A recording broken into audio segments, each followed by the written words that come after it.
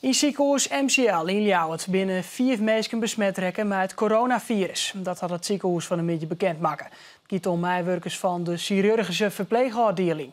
De 4 besmette personen zitten op dit stuit thuis in quarantaine. Uit voorzorg binnen alle patiënten en collega's van de besmette verplegers testen. De uitbraak in het MCL komt onverwacht. En omdat het tal besmettings in Friesland zo leeg is. Nee, dit is uiteraard een spookbeeld, maar dat is dan toch werkelijkheid geworden. Het is gewoon heel naar dat het gebeurd is, uiteraard voor die medewerkers en voor die patiënten die het betreft. Maar ja, iedereen die met het MCL betrokken is of die er patiënt is, ja, je schrikt daarvan. We doen het uiterste om die besmetting te voorkomen.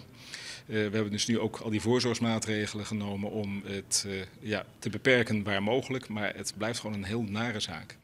Door de uitbraak is er op dit stuit geen visite mogelijk op de chirurgische verpleegafdeling. Operaties op deze afdeling zijn voor eerst af zijn.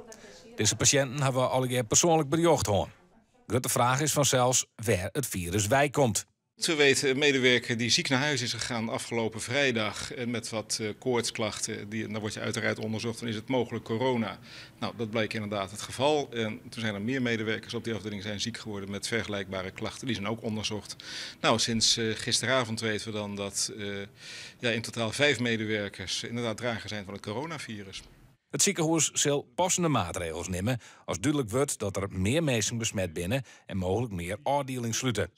Als het nodig is, wordt ook de speciale corona-afdeling die daarvoor inricht is, weer openen.